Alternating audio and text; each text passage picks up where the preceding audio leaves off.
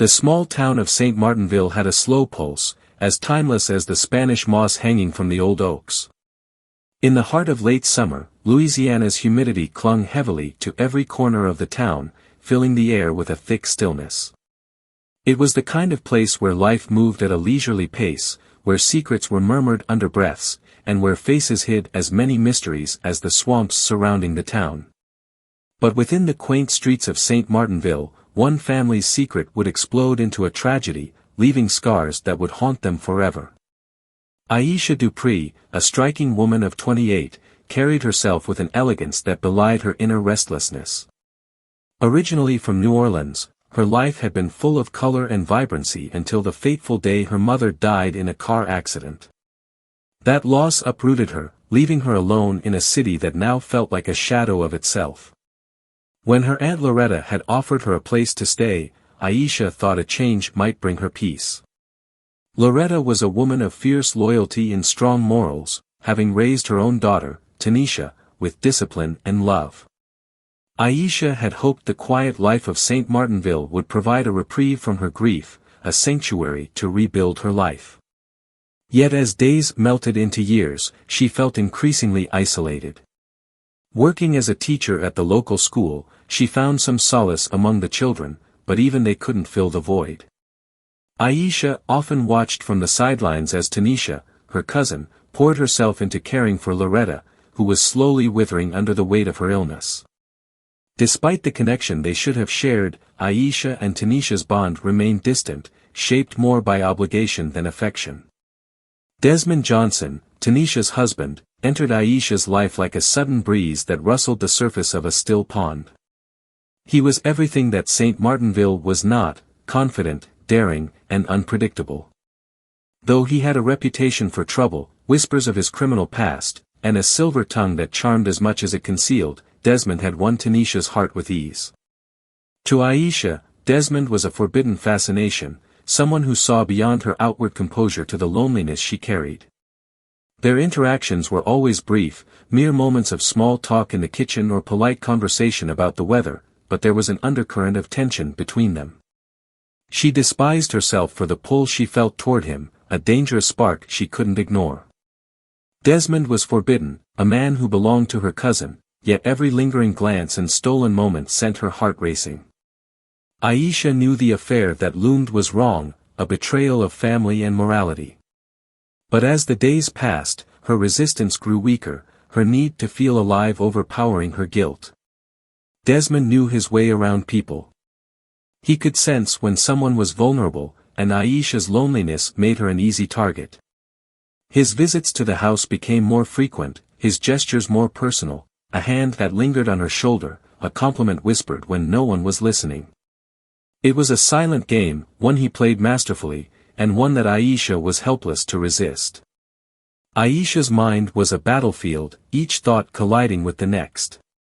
She could feel her heart betraying her cousin with each longing glance, but she was too captivated by Desmond's attention to turn away.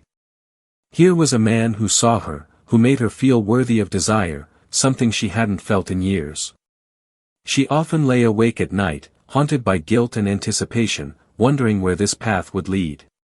Tanisha had always been a woman of faith, trusting both her family and her husband implicitly. Her days were consumed with caring for her ailing mother, and she found comfort in the belief that Aisha and Desmond were there to support her. Often, she'd express gratitude to Aisha for her help, never once suspecting the bond forming between her husband and her cousin. Her trust was as unshakable as it was misplaced, and each kind word only deepened Aisha's guilt. Yet, even with the guilt gnawing at her, Aisha found herself unable to sever the connection. Every time Desmond's eyes lingered on hers, the line between right and wrong blurred further. One stifling August evening, with Loretta asleep and Tanisha out running errands, Aisha and Desmond found themselves alone in the kitchen. The air was thick, and the silence between them was charged with unspoken words. Aisha, Desmond's voice was a low murmur, filled with a gravity that made her heart race. "I don't know what I would do without you. You've been there for all of us, but especially for me." She felt her breath hitch, a mixture of fear and longing churning inside her. Before she could respond, Desmond reached out, his hand grazing hers, sending a spark that left her paralyzed. The next moment, he leaned in, his lips meeting hers in a kiss that was both tender and forbidden. For a split second, Aisha allowed herself to be swept away, drowning in the thrill of being desired. But reality crashed down with brutal force, and she pulled away, her face flushed with shame. "Desmond, this is wrong," she whispered, her voice barely steady.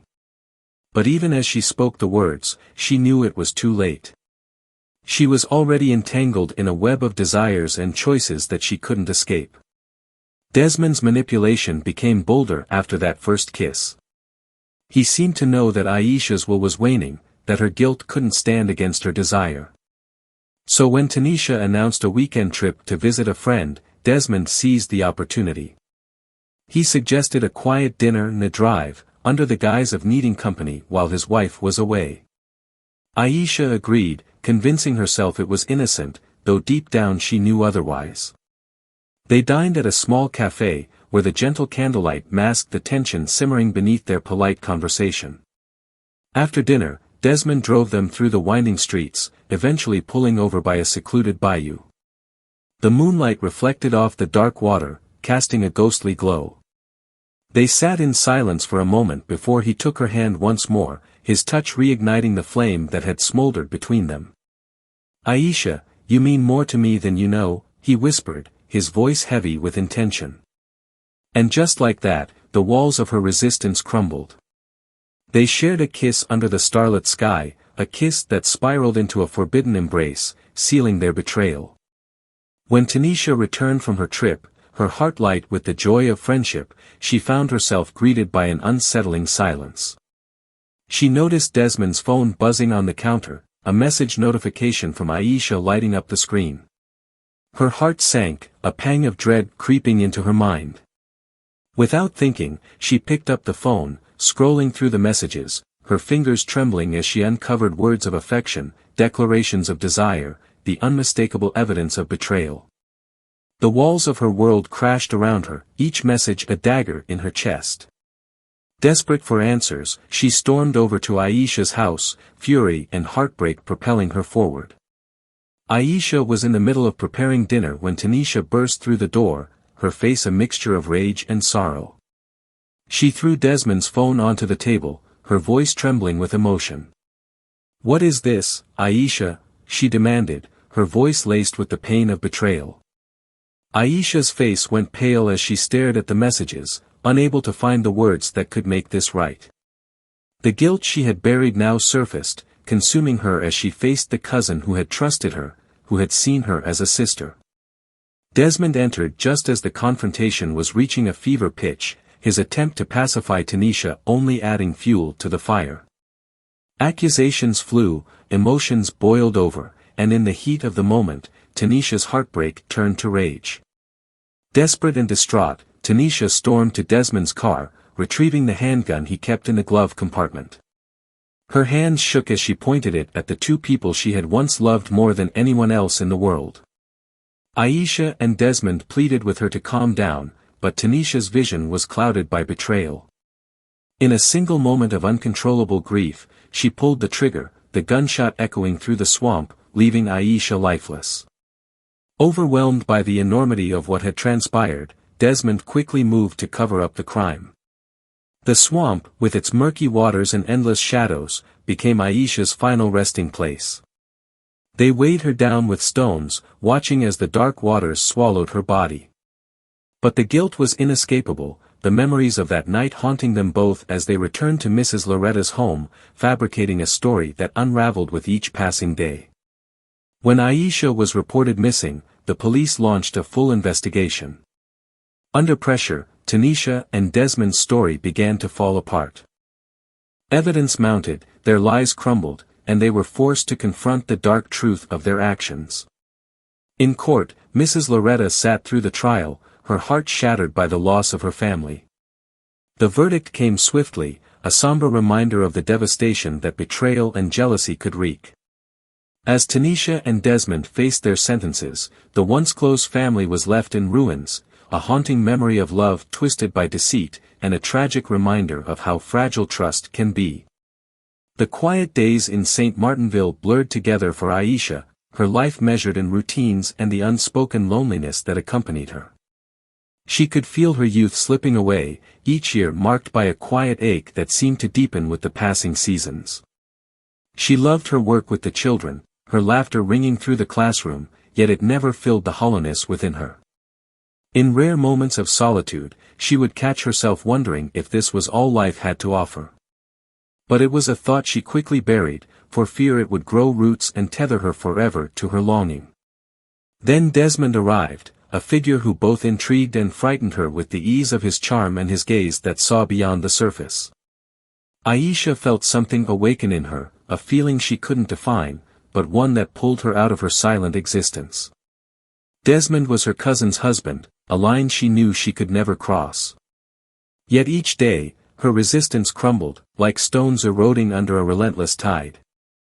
Desmond's motives were always hidden, masked by a charm that could both comfort and deceive. He saw Aisha's vulnerability as an opportunity, a way to feed his ego and satisfy his thirst for control. With a few well-placed words and a lingering look, he had Aisha questioning the boundaries she'd spent her life respecting. When he dropped by the house with a casual smile and an effortless compliment, he saw how she softened, how her guard slipped. To Desmond, it was a game, a dance of control that thrilled him. But even he was surprised by the thrill he felt in her presence, a desire that went beyond the usual chase. One evening, as he lingered a bit too long in the kitchen with Aisha, he reached out and touched her hand, letting his fingers trail across hers. The brief contact sent a surge through both of them, igniting a spark that Desmond knew would be difficult to extinguish. Aisha could no longer deny her attraction. Desmond's touch, his smile, the way he looked at her, it all left her reeling, craving a thrill that she had never dared to seek before. Her nights became haunted by memories of his touch, her thoughts racing with guilt and longing. But every time she resolved to distance herself, he would show up, eroding her resolve. It was as if he could sense her weakness, his timing so precise it was unnerving. Desmond's charm was potent, a spell she could not escape. And then, one humid evening, their restraint finally broke. Tanisha had left to visit her friend for the weekend, and Desmond seized the opportunity to invite Aisha to dinner. She knew she shouldn't have accepted, but her heart betrayed her. The evening unfolded in stolen glances and lingering silences, a tension building with each passing moment. When Desmond leaned in and kissed her, every rational thought fled her mind. In that fleeting moment, she allowed herself to feel, to be free from the weight of expectations and duty. It was a kiss that changed everything, binding them in a betrayal they could never undo. Aisha's guilt became a constant companion, gnawing at her every moment. She could hardly look at Tanisha, who was as loving and oblivious as ever, grateful for the family surrounding her as she tended to her mother. Each time Tanisha expressed her gratitude, Aisha's heart twisted with guilt, but the forbidden thrill of her secret affair with Desmond kept pulling her back. They became experts at concealing their affair, exchanging knowing glances when Tanisha's back was turned, slipping into hidden moments whenever an opportunity arose. Every embrace, every whispered confession in the dark, felt both exhilarating and suffocating, knowing it was bound by lies. And in St. Martinville, where secrets were hard to keep, rumors began to circulate. Desmond's late-night visits, the stolen moments, the way his gaze lingered a bit too long on Aisha, it was enough to catch the attention of neighbors who prided themselves on knowing everyone's business. Aisha felt the walls closing in, but her desire for Desmond kept her shackled to this destructive path. Tanisha had noticed subtle changes, but her trust in Aisha and Desmond blinded her to the truth. She chalked up her husband's absences to stress, and Aisha's distance to the weight of caring for her mother. But one humid afternoon, she came home earlier than expected and caught a glimpse of something she couldn't ignore, Desmond's phone on the kitchen counter, buzzing with an incoming message. Her curiosity piqued, Tanisha picked up the phone and saw the name that sent a chill down her spine, Aisha. She scrolled through their messages, each one tearing at her heart, the truth staring back at her with a cruelty she hadn't anticipated. The betrayal shattered her, a mix of rage and heartbreak spiraling within her. She couldn't contain her fury, storming to Aisha's house with tears blurring her vision, her heart pounding with the intensity of betrayal. Aisha was chopping vegetables in the kitchen, lost in her thoughts, when Tanisha stormed in, her face contorted in pain and anger. Without a word, she threw the phone onto the table, her hands shaking. "What is this, Aisha?" Tanisha demanded, her voice breaking as she struggled to contain her fury. "I trusted you. I thought you were my sister." Aisha's face paled, her heart dropping as she realized what Tanisha had uncovered. Words failed her, there was nothing she could say to soften the blow. She had betrayed the one person who had shown her unconditional love, who had welcomed her into her family. Desmond entered, sensing the storm brewing. He tried to pacify Tanisha, his tone smooth but his words empty, a feeble attempt to manipulate the woman he had wounded so deeply. But Tanisha's rage had reached its breaking point. She demanded answers, each word laced with bitterness, her pain spilling over in a torrent of accusations. "I loved you, both of you," she whispered, her voice barely audible. "How could you betray me like this?" In the midst of their heated confrontation, Tanisha's grief and anger became too much to bear. She stormed outside, desperate to escape the suffocating walls of the home she had shared with Desmond. In her frenzied state, she made her way to Desmond's car, where she remembered he kept a handgun in the glove compartment, a relic from his past, one he claimed was for protection. Aisha followed her, calling her name, pleading for forgiveness. But Tanisha was beyond reason, her hands trembling as she gripped the gun. Her heart raced, her vision clouded by the overwhelming intensity of her emotions. Desmond came outside, seeing Tanisha holding the weapon, her face twisted in agony. He approached slowly, trying to calm her, to disarm her. "Tanisha, listen to me," he said, his voice steady but insincere. "We can work through this. Just put down the gun." But Tanisha's pain was too deep, her sense of betrayal too raw. In a single moment of unbearable grief, she raised the gun, her hands shaking, her face wet with tears. She pulled the trigger, the gunshot splitting the silence of the swamp, leaving Aisha lying motionless on the ground. For a moment, everything was still, the air heavy with the smell of gunpowder and the weight of what had just transpired. Desmond, acting on instinct, took the gun from Tanisha's limp hands, his mind racing with thoughts of survival. They couldn't go back. They had crossed a line that could never be undone. Desmond's mind churned with thoughts of self-preservation, the gravity of what they had done sinking in. He convinced Tanisha that their only option was to hide Aisha's body, to bury the truth beneath the murky waters of the swamp. Tanisha, numb and broken, followed Desmond as they dragged Aisha's lifeless body into the darkness of the bayou, weighed her down with stones, and watched as the water swallowed her. The swamp was silent again, the stillness almost mocking them as they returned to the house, their minds haunted by the crime they had committed. They fabricated a story to explain Aisha's disappearance, a tale spun with half-truths and feigned sorrow. But Tanisha couldn't escape her guilt. Her mind replayed the events, her soul burdened with the weight of what she had done. Each lie she told her mother, each question she dodged from neighbors, was a reminder of the life she had destroyed. As the days passed, Mrs. Loretta grew increasingly worried. Aisha hadn't returned home, and every call to her phone went unanswered. The police were called, and soon, St. Martinville was abuzz with rumors. Tanisha and Desmond clung to their story, repeating it with calculated calmness, each lie adding to the web of deception they had woven. But Mrs. Loretta, intuitive and perceptive despite her frailty, sensed something was amiss. She shared her suspicions with the police, urging them to look deeper into Desmond and Tanisha's account. The investigators were intrigued, their curiosity piqued by inconsistencies in their story. With a warrant in hand, the police searched Desmond's car, discovering the gun in the glove compartment. A forensic test revealed it had been fired recently, and traces of gunshot residue were found on Tanisha's hands. The evidence was damning, and the police intensified their search. It didn't take long for them to uncover the location data on Desmond's phone, leading them to the remote area of the swamp where Aisha's body had been hidden. The discovery of her body shattered any remaining illusions, and the truth came crashing down on Tanisha and Desmond. In the courtroom, Tanisha sat beside Desmond, her face a mask of numbness as the verdict was read. Mrs. Loretta watched, her heart broken by the loss of her daughter, her family torn apart by the betrayals and violence that had seeped into their lives. Desmond was sentenced to 15 years in prison for his role in the cover-up, while Tanisha received a life sentence without parole. The courtroom fell silent as the sentences were pronounced, the gravity of their crimes reverberating through those gathered. For Mrs. Loretta, life would never be the same.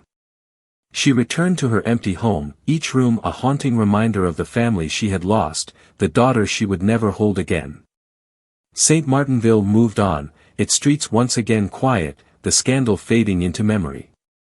But for those touched by the tragedy, the echoes of that fateful night in the swamp would linger, a painful reminder of how love, betrayal, and jealousy could consume even the closest of bonds.